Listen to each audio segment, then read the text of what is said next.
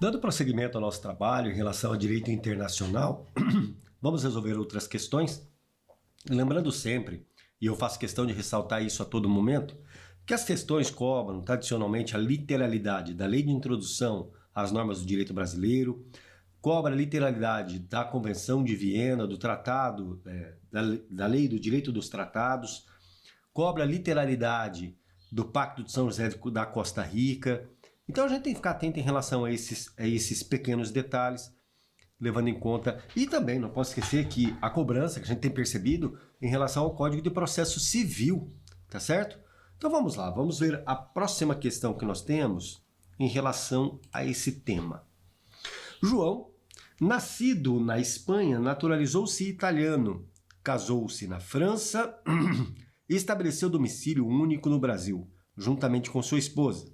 Nesse caso, de acordo com a Lei de Introdução às Normas do Direito Brasileiro, serão definidas pela lei brasileira as regras sobre dois pontos. Preste atenção, olha. João nasceu na Espanha, naturalizou-se italiano e casou-se na França. E estabeleceu domicílio único no Brasil. Então, hoje, quando da análise da questão, a gente tem que entender que o João está morando no Brasil, domiciliado no Brasil. E aí eu preciso definir, levando em conta a Lei de Introdução às Normas do Direito Brasileiro, qual será a lei aplicável às hipóteses elencadas nas alternativas, alternativa A, B, C e D. Então eu preciso analisar isso. Vejamos lá. Alternativa A. Aplica-se a lei brasileira, vamos lá, serão definidas pela lei brasileira no Brasil as regras relativas, dois pontos, ao começo e fim da personalidade, ao nome, à capacidade e ao direito de família.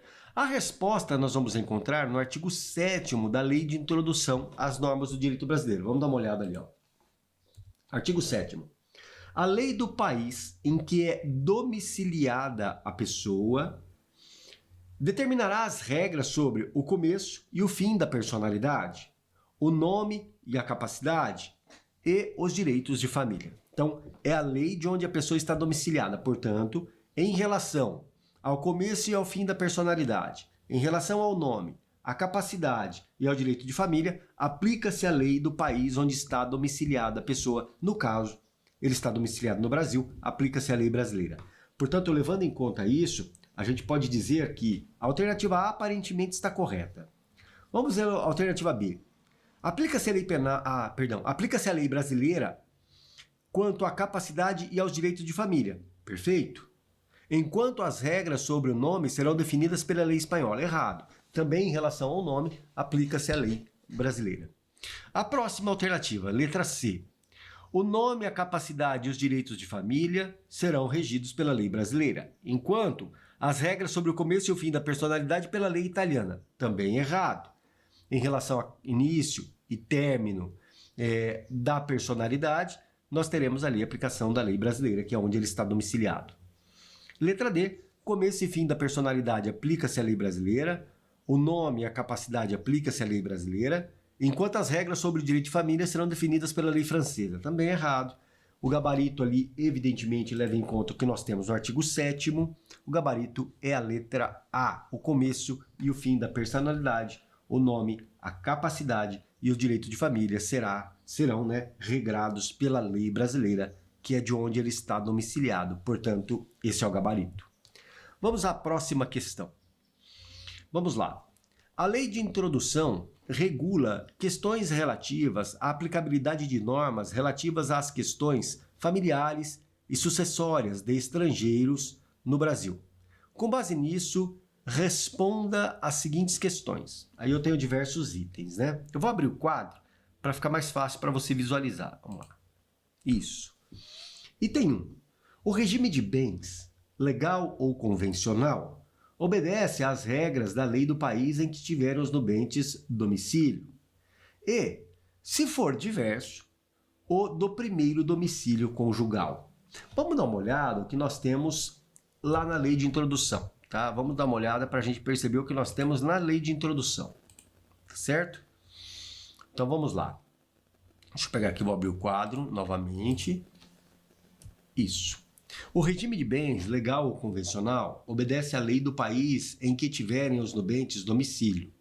E se for domicílio diverso, o primeiro domicílio do casal. Então, se a gente pega o que eu tenho na questão, vamos voltar à questão, item 1 está correto. Regime de bens, legal ou convencional, obedece, vou voltar novamente, tá? Obedece às regras do país. Perfeito. Em que tiverem os nubentes domicílio, e se for diverso, o do primeiro domicílio do casal. Então, item correto, levando em conta o artigo 7º. Agora vejamos o que nós temos em relação ao segundo item. A sucessão de bens de estrangeiro situado no país obedece à lei do país em que era domiciliado, independentemente da existência ou não de filhos ou do cônjuge brasileiro. Muito cuidado. A regra, preste atenção, no que se refere à sucessão, a sucessão é regida pela lei do país onde estava domiciliado de cujos. Ponto. Essa é a regra. Exceto quando houver filhos ou cônjuge brasileiro e bens situados aqui no Brasil. Quando eu tenho filhos brasileiros ou cônjuges brasileiros e bens situados no Brasil, aplica-se a lei brasileira, preste atenção, aplica-se a lei brasileira, desde que ela seja melhor que a lei do decujus, do país do decujus, tá certo? Então vamos observar novamente o que nós temos ali no texto da lei. Deixa eu abrir o quadro aqui para você. Vou abrir o quadro. Então vamos lá, vamos analisar o que eu tenho no artigo 10º e no artigo 10º, parágrafo 1º. A sucessão por morte ou por ausência obedece à lei do país em que é domiciliado o defunto, qualquer que seja a natureza e a situação dos bens. Essa é a regra. Exceção. A sucessão de bens de estrangeiros situados no Brasil, situados no país, será regulada pela lei brasileira em benefício do cônjuge ou dos filhos brasileiros, ou de quem os represente, sempre que não lhe seja mais favorável a lei pessoal do decujus. Agora, voltando à questão, o item 2. A sucessão de bens de estrangeiros situados no país obedecerá à lei do país em que era domiciliado, independentemente da existência ou não de filho ou cônjuge brasileiro. O item errado. Então, item 1 está correto, item 2 está errado. Item 3. Caso o casamento seja realizado no Brasil, as regras de impedimento e formalidades da celebração serão as regras de lei brasileira. Ponto. Vamos dar uma olhada o que nós temos lá na lei de introdução. Realizando-se o casamento no Brasil, será aplicada a lei brasileira quanto aos impedimentos dirimentes. Percebe que o item não fala dirimentes, tá? Mas quanto aos impedimentos dirimentes e as formalidades de celebração. Levando em conta isso, a gente pode dizer ali que o item 1 e o item 3 está correto. Item 1 e item 3. Apesar de o item 3 não falar de impedimentos dirimentes, como fala a lei, na combinação de resultados nessa questão, não há outra alternativa possível que não seja a alternativa D. Não é possível. Preste atenção, ó, vou voltar no quadro ali para a gente visualizar. Eu sei que o item 1 está correto, mas eu sei que o 2 está errado. Perfeito? Tá, então vamos lá. Todas as alternativas são verdadeiras? A letra A, errado, porque eu já sei que a 2 está errada. Letra B, todas estão falsas? Errado, porque eu já sei que o 1 está certo. Apenas a assertiva 3 é verdadeira? Errado, porque a 1 está correta. Apenas as assertivas 1 e 3 estão verdadeiras? Sim, são verdadeiras, sim, apesar de a questão não falar de impedimentos dirimentes, ela fala tão só de impedimentos. Mas na combinação de resultados ali, a gente percebe que a única alternativa possível era exatamente essa. Vamos lá, vamos à próxima questão. Consoante a lei de introdução às normas do direito brasileiro, acerca da personalidade, do nome, da capacidade e direito de família, assinale a alternativa correta. Realizando-se o casamento no Brasil, será aplicada a lei brasileira quanto aos impedimentos dirimentes e a formalização da celebração e as formalidades de celebração, exceto o casamento religioso. Preste atenção numa coisa. Quando a gente olha o dispositivo, eu já vou direto a ele, ele não traz exceção, exceto no caso do casamento religioso. Ele diz o seguinte: realizando-se o casamento no Brasil, será aplicada a lei brasileira quanto aos impedimentos dirimentes e às formalidades de celebração. Então, se eu volto à alternativa, a gente percebe que a letra A está errada. Na parte final, ela traz uma exceção que eu não encontro no texto. Não há no texto. Letra B. O casamento de estrangeiro poderá celebrar-se, de estrangeiros, poderá celebrar-se perante autoridades diplomáticas ou consulares do país de ambos os nubentes.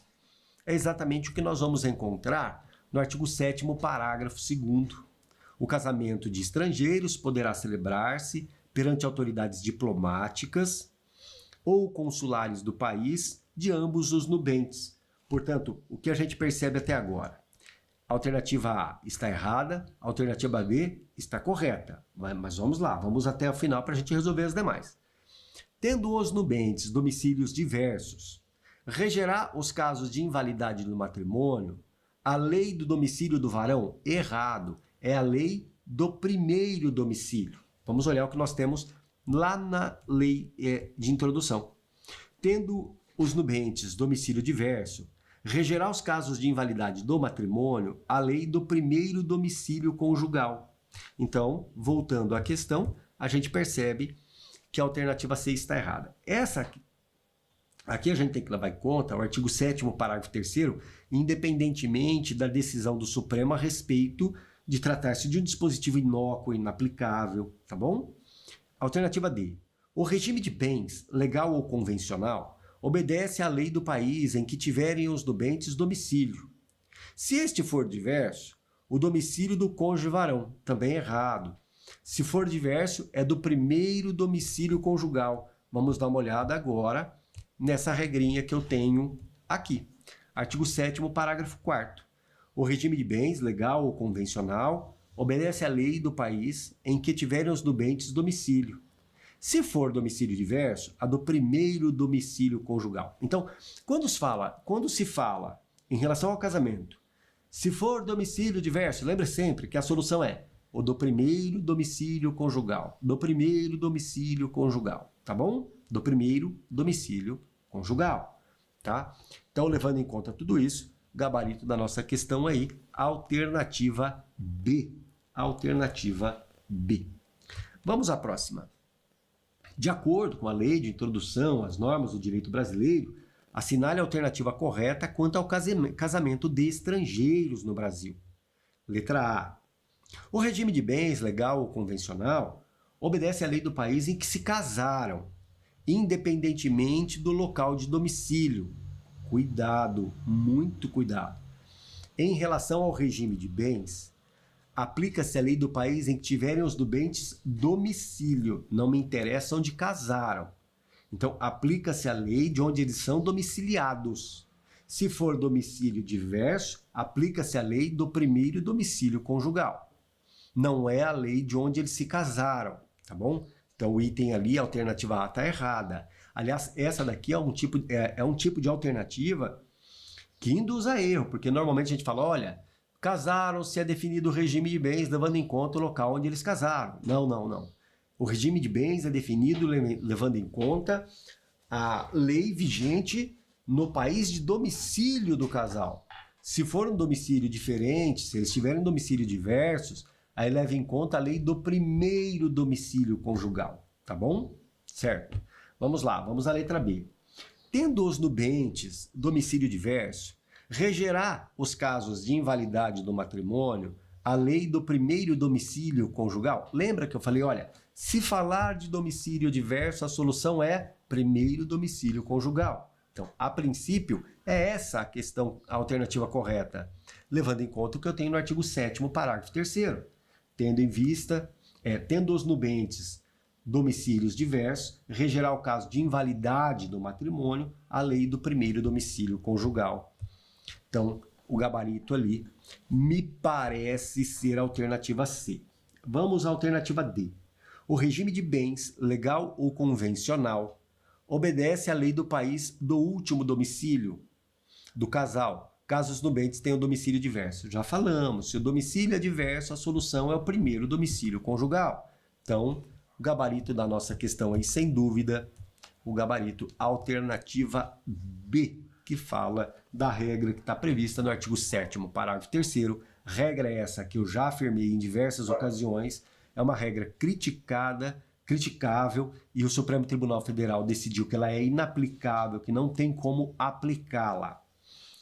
Então vamos à próxima questão. Em 2013, uma empresa de consultoria brasileira assina na cidade de Londres, Reino Unido, contrato de prestação de serviço com a empresa local. Ponto, paramos aqui, preste atenção. O contrato foi assinado em Londres, portanto, a obrigação se constituiu em Londres. Se a obrigação se constituiu em Londres, em relação ao contrato, aplica-se a lei do Reino Unido, a lei inglesa, em relação ao contrato, tá bom? Essa é a regra. Vamos adiante. As contratantes elegem o foro da comarca do Rio de Janeiro para dirimir eventuais dúvidas, com a exclusão de qualquer outra jurisdição. 2 anos depois, as partes se desentendem quanto aos critérios técnicos previstos no contrato e não conseguem chegar a uma solução amigável. A empresa de consultoria brasileira decide, então, ajuizar a ação no Tribunal de Justiça do Estado do Rio de Janeiro para rescindir o contrato. Em relação ao caso narrado, assinale a alternativa correta. Vamos lá, preste atenção. Nós estamos diante de uma obrigação contratual que fora constituída em Londres. Portanto, em relação ao contrato, as cláusulas contratuais, modo de execução, tudo, em relação àquilo que eu tenho ali, a gente tem que observar, preste bastante atenção, o que há na lei inglesa. E por que tem que observar o que há na lei inglesa? Exatamente pelo fato de que o contrato foi constituído em Londres. E isso é o que estabelece a lei de introdução, tá? A lei de introdução estabelece isso. Então a gente tem que tomar cuidado, tá certo? A gente tem que tomar cuidado, porque em relação às cláusulas contratuais, aplica-se a lei inglesa. Agora, foro de eleição. É possível, neste caso, as partes elegerem um foro para julgar essa ação? É possível. Não há aqui uma restrição ao foro de eleição. Pode-se definir, portanto, que quem julgará determinada matéria é a Justiça brasileira, é o Tribunal de Justiça do Estado do Rio de Janeiro, por exemplo. Então, ele pode ser definido como o foro competente. Por quê? Porque é possível, o Código de Processo Civil permite. Entretanto, caberá ao Poder Judiciário brasileiro, julgando essa demanda, aplicar a lei do Reino Unido. É exatamente isso. Vamos observar o que nós temos ali no quadro em relação a esse tema. Olha, para qualificar e reger as obrigações, aplica-se a lei do país em que essas obrigações se constituíram. Tá. Perceba que eu estou diante de um contrato entre presentes. O contrato foi assinado lá em Londres. Portanto, a obrigação se constituiu lá. Aplica-se a lei de lá, levando em conta o caput, artigo 9º da lei de introdução. Aplica-se a lei do Reino Unido. Agora, é possível foro de eleição? Sim, artigo 22. Compete ainda à autoridade judiciária brasileira processar e julgar as ações em que as partes expressa ou tacitamente se submetem à jurisdição nacional. É lógico que aqui estamos diante de uma hipótese que é possível foro de eleição. Então, gabarito da nossa questão será a letra D. O juiz brasileiro poderá conhecer e julgar a lide, mas deverá basear sua decisão na legislação do Reino Unido, pois os contratos se regem pela lei do local de sua assinatura, ou seja, de onde se constituíram as obrigações, de onde o contrato foi de fato constituído. Portanto, aplica-se ali a lei do Reino Unido, levando em conta onde se constitui a obrigação. Entretanto, quem pode julgar aqui, e julgará, evidentemente, é o Poder Judiciário Nacional, levando em conta o foro de eleição. Vamos lá, vamos à nossa próxima questão, então. Sociedade Empresária Brasileira do ramo de comunicação, personalidades, celebrou o contrato internacional de prestação de serviço de informática no Brasil. Parece que o contrato foi celebrado aqui. Com a Sociedade Empresária Uruguaia Sacramento. O contrato foi celebrado? Agora é o problema da redação desse dispositivo. Deixa muito claro que o contrato foi celebrado em Caracas, capital venezuelana. tendo sido estabelecido pelas partes como foro de eleição Montevidéu. Tá, então vamos lá, olha. Eu tenho uma empresa brasileira e tenho uma empresa estrangeira uruguaia que celebram um contrato na Venezuela. Contrato celebrado na Venezuela, a obrigação se constituiu lá. Se a obrigação se constituiu na Venezuela, em relação ao contrato, às cláusulas contratuais, nós aplicaremos a lei venezuelana. Então, em relação ao contrato, às cláusulas, aplica-se a lei venezuelana, porque lá se constituiu a obrigação. Na sequência, vamos ler o comando. Diante da situação exposta, à luz das regras do direito internacional privado, veiculadas na lei de introdução às normas do direito brasileiro, e no Código de Processo Civil, assinale a alternativa correta. Vamos analisar as alternativas. No tocante à regência das obrigações previstas no contrato, aplica-se a lei uruguaia. Errado. É a lei venezuelana. E por que é a lei venezuelana? Vamos olhar o que nós temos ali no quadro, olha. Para qualificar e reger as obrigações, aplica-se a lei do país em que elas se constituíram. Parágrafo único. A obrigação resultante de contrato reputa-se constituída no local onde residir o proponente. Aqui, na verdade, estou diante de um contrato realizado entre presentes. Houve a reunião das partes lá em Caracas e assinado o contrato ali. A obrigação se constituiu ali. Então, aplica-se o artigo 9º. Aplica-se a lei do país onde se constituiu. Perfeito? Tá, então vamos à letra B. Para qualificar e reger as obrigações, letra B, tá? Para qualificar e reger as obrigações do presente contrato, aplica-se a lei venezuelana. Ponto. Artigo 9º da lei de introdução. Item correto. Alternativa B está correta. Vamos à letra C. Como a execução da obrigação avançada entre as partes se dará no Brasil, aplica-se obrigatoriamente, no tocante ao cumprimento do contrato, a lei brasileira. Errado. É possível falar sem aplicação da lei brasileira quando estivermos, preste muita atenção, diante de em uma parte tão só, tá? Observe a redação do artigo 9º, parágrafo 1º.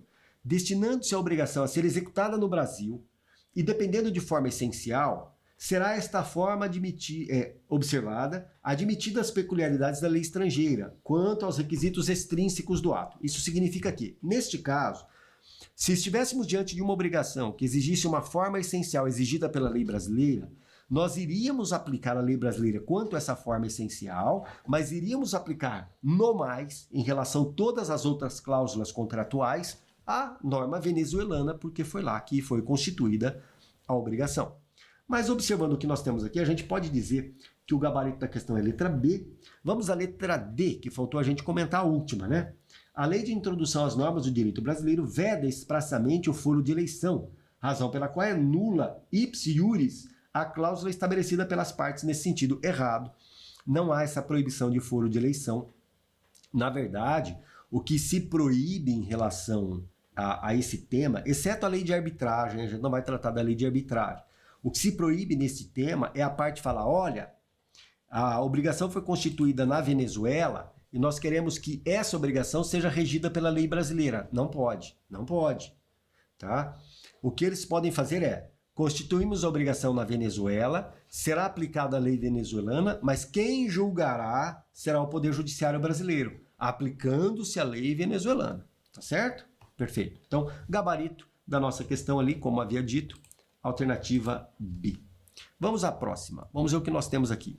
Túlio, brasileiro, é casado com Alexia, de nacionalidade sueca, estando o casal domiciliado no Brasil. Se casaram e moram no Brasil. Durante um cruzeiro marítimo na Grécia, e após a ceia, Alexia veio a falecer em razão de intoxicação alimentar. Alexia, quando ainda era noiva de Túlio, havia realizado um testamento em Lisboa, dispondo sobre os seus bens, entre eles 3 apartamentos situados no Rio de Janeiro. Quer dizer, o casal está domiciliado no Brasil, tem um testamento que foi celebrado em Lisboa e os bens estão no Brasil. Então, o que me interessa discutir é a existência desse testamento será regido por qual lei? As normas relativas a esse testamento será regido por qual lei? Esse é o tema que interessa aqui, tá? O casal era domiciliado no Brasil, o testamento foi celebrado em Lisboa e os bens estão situados no Brasil. Primeira coisa, se o testamento foi celebrado em Lisboa, obviamente que as regras testamentárias serão levadas em conta pela regra portuguesa. Agora, são bens situados no Brasil. Se os bens estão situados aqui no Brasil, a competência para tratar desse tema é da Justiça brasileira, tá certo? Vamos olhar o que nós temos no quadro em relação a isso. Vamos lá. Primeiro, a sucessão por morte ou por ausência obedece à lei do país em que está domiciliado o defunto. Então, a regra seria aplicar-se a lei brasileira, porque o defunto, aí no caso a Alexia, ela era domiciliada no Brasil. Até aí tudo bem. Parágrafo 2º. A sucessão de bens estrangeiros situados no Brasil é regulada pela lei brasileira em benefício do cônjuge ou dos filhos brasileiros. Ponto. Agora vamos na sequência. Processo civil. Compete à lei à autoridade judiciária brasileira, com exclusão de todas as outras, julgar a matéria relativa aqui à confirmação do testamento particular e ao inventário e à partilha de bens situados no Brasil. Portanto, será julgado no Brasil. Qual lei que será aplicada? Vamos observar.